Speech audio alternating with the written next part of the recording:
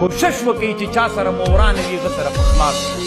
ځکه دا لږ ورانه شیطان غټوي حسد تر پیدا کیږي دغه حسد انسانانو حسنات یې داسې خوري نو یو له دې نه لوی باعث چې انسانان پې باندې خرابېږي هغه دا ده چې انسان مازې معمولي له یو چا نه په یو څه شي خفه سي دا په زړه کې اچي د دې نه عقده او حقد جوړېږي او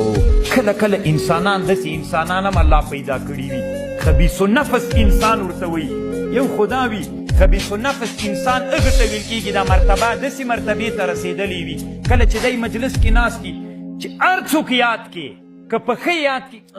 دې سړي زوی نه چې په بده یاد کړي نو داسې راکینې ته واچوه دا چای واچوه څه خوند کوي د دا غیبت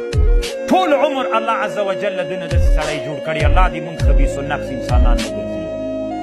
دا انسان چې داسې مرتبې کې وو چې د هر چا صفت ته وکړي دی وایي پرېږده دا د سړي زوی چې د چا مدحه کوي دی نه مني ولو که هر څوک وي دی د چا مدحه نه مني او که چېرته د چا زم بیانې که هر څوک وي چې